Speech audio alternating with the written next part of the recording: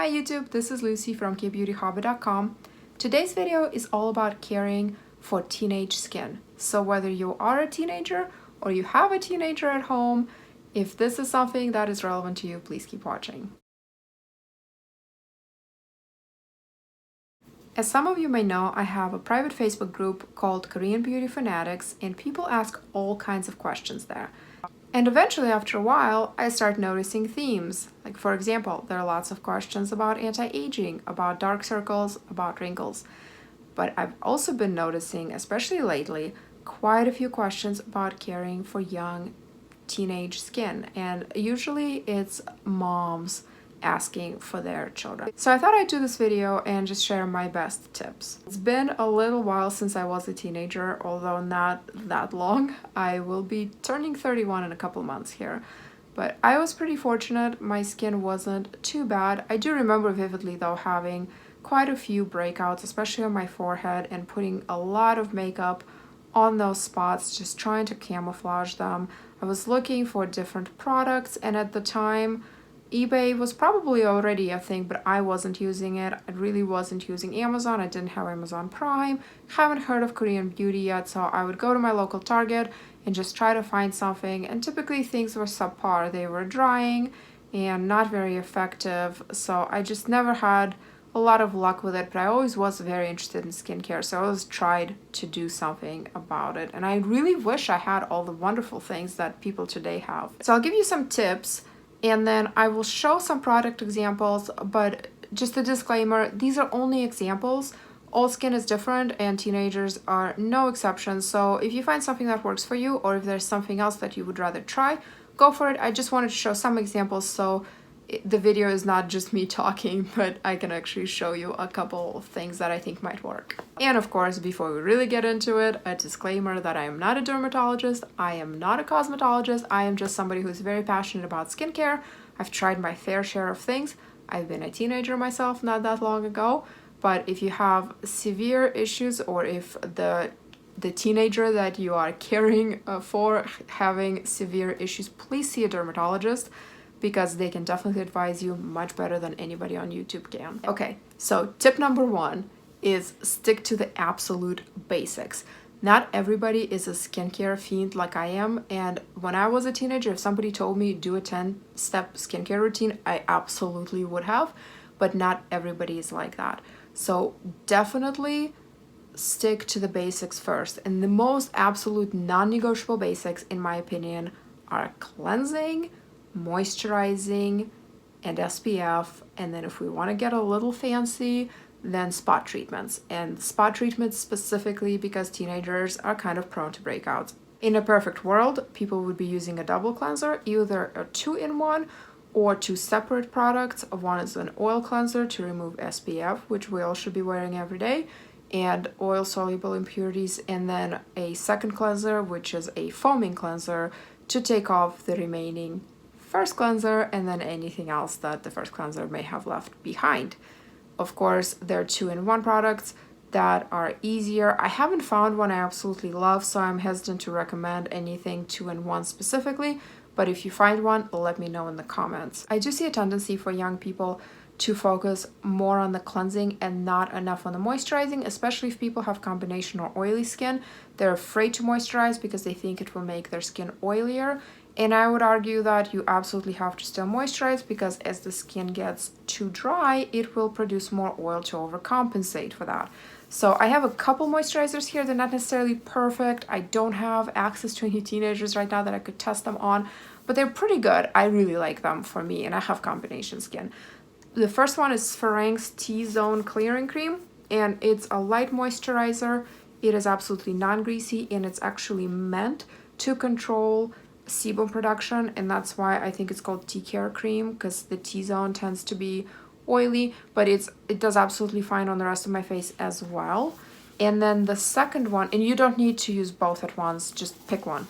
The second one is Aprilskin Real Carrot Cream, and it is marketed, it's actually called in some of their marketing materials a blemish cream, so it's marketed kind of for troubled skin and skin prone to irritation, and it's a very mild product, non-greasy and non-heavy. I'm not going to talk too much about SPF in this part because I have a little bit more on that later. So moving on to spot treatments, you can get hydrocolloid bandages, little spot treatments. They're basically stickers that are applied directly onto a breakout, directly onto a painful zit, and they help draw out the impurities, help it heal, and also keep the hands away from that zit because it's very tempting to pop. I've had the CosRx ones that everybody loves, and myself included, and then I just talked about these Glam Up ones in my May empties video. These ones are a little bit different. Some of them are exactly like the CosRx, so just a flat hydrocolloid bandage, and then some of them in this package had little needles in them that didn't hurt but helped deliver the meds basically way deeper into the pimple and helped it heal faster. However, if you or your teen are super prone to breakouts that cover a large area where maybe the hydrocolloid little stickers are just not a feasible option, if you have a whole cluster of acne, it would be hard to put hydrocolloid on all of them. I would recommend something like this. This is the Lisse Derm AC Control Spot. And I'm sorry my camera whitens it out so much. I'll just take it out and show you. So it's this little glass bottle, and there's a liquid inside, and this pink powder and a doe foot applicator.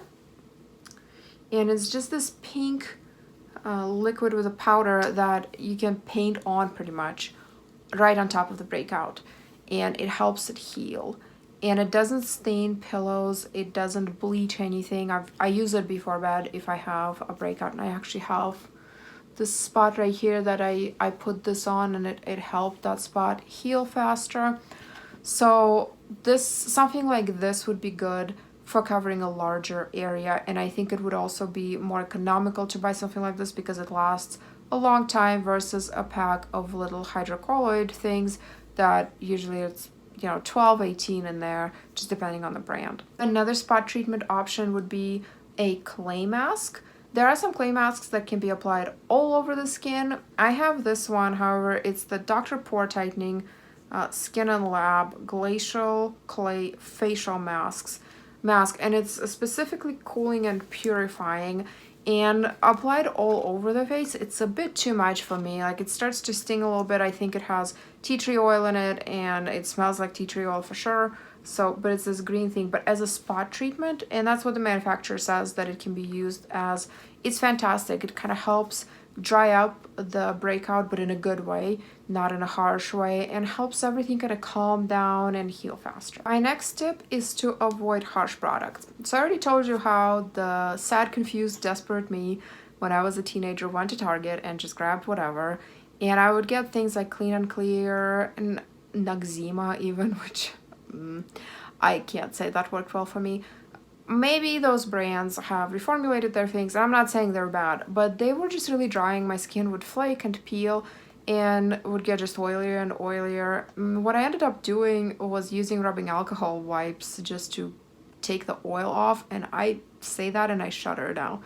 I do not recommend fighting your skin in such a way. Most of the time, excess oil can be fixed with much more gentle methods. I would focus on gentle cleansers like Etude House Sungjung line, for example, or Purito.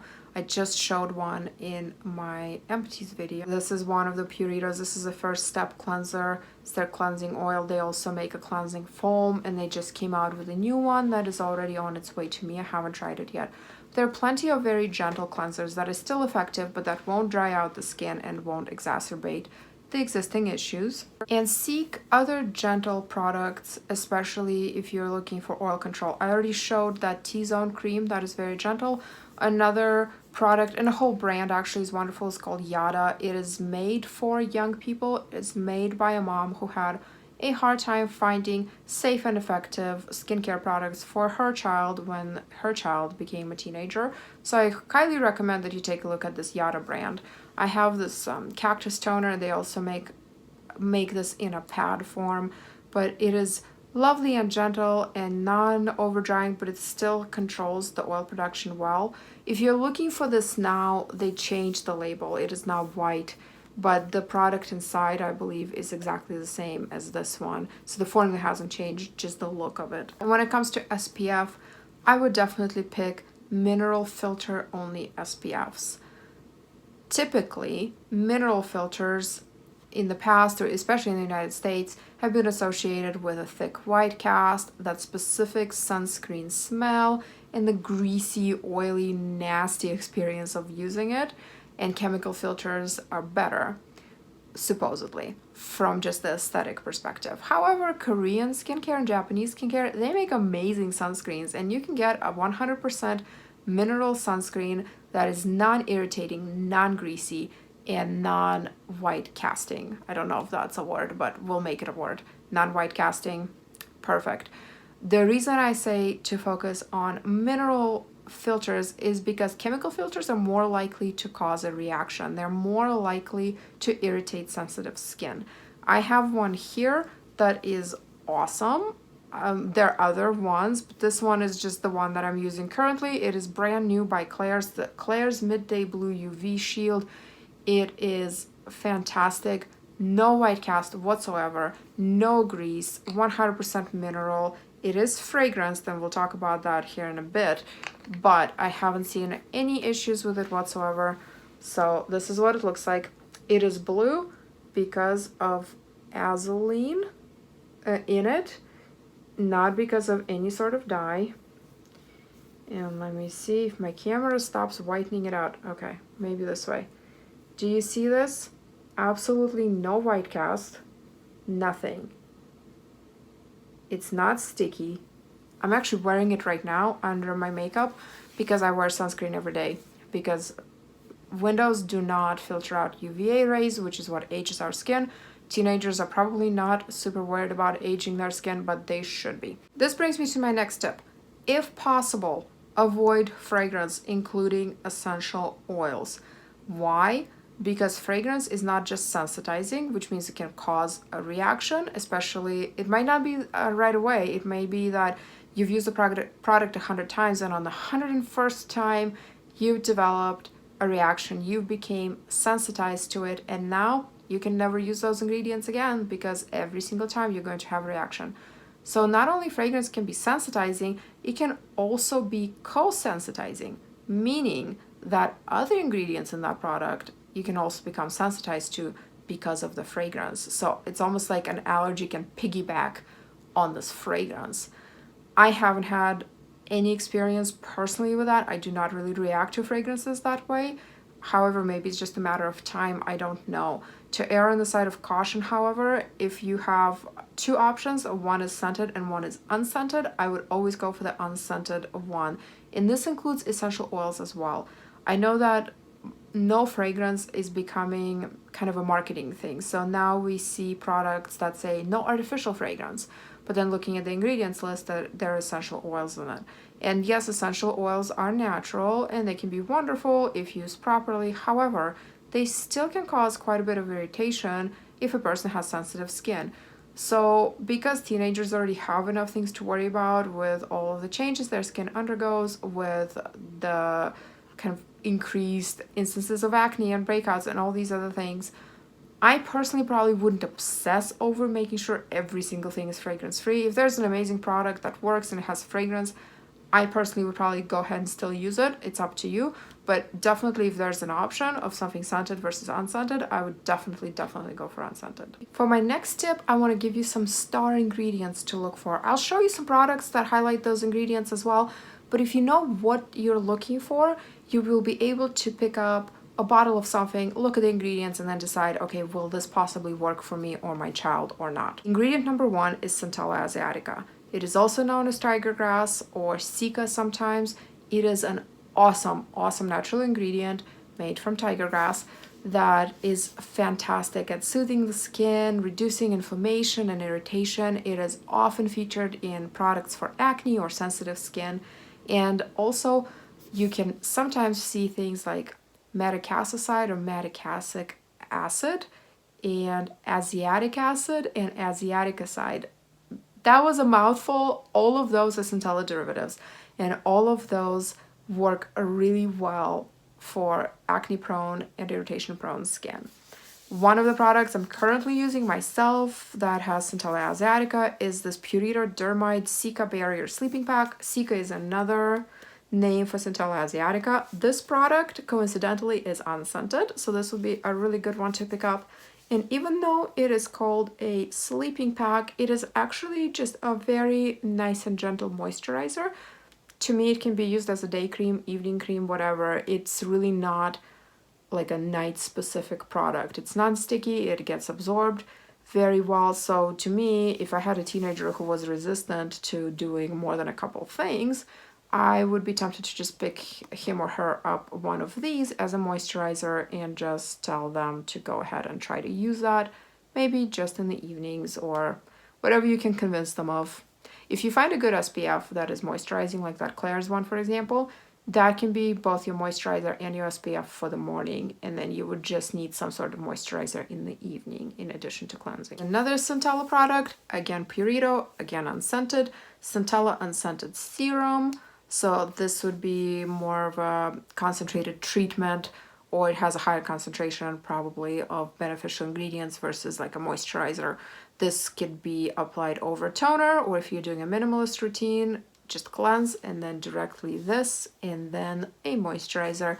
Purito has been doing an awesome job. So when they first started making products, they would advertise them as fragrance-free or artificial fragrance-free, but they would use essential oils, and then people started to request things without essential oils, and now Purito is coming out with all of these unscented products, which makes me super happy, and this is one of those.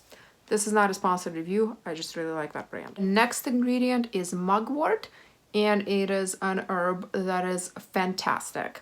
Beware of the smell, however. It smells kind of earthy. I don't mind it, I like it, but it's not necessarily like the most glamorous aroma. My absolute favorite Mugwort product is the I'm From Mugwort Soothing Mask. I am sadly all out of it. I had a sample tube at first, and then I ended up buying a full size, and now I'm completely out. I do have one other thing with Mugwort in it, and it is the Huangjisoo toner pads that have Mugwort and Centella, if I remember right. Yep, Cica complex. So it has both Mugwort and Centella. It's just these little toner pads, super easy to use. Just take one out, swipe it over your face instead of toner, and discard. Or you can also just apply a few of the pads right on the face after cleansing and leave them on there for a bit as a sort of a quick mask. And the next star ingredient is tea tree. Do pay attention sometimes. Tea tree products can be a bit drying, not always. The Skin and Lab mask that is now in the box that I showed you for the spot treatment, this has tea tree in it, and there are plenty of other products. So I would more look for like spot treatments with tea tree, or maybe an occasional sheet mask or something like that.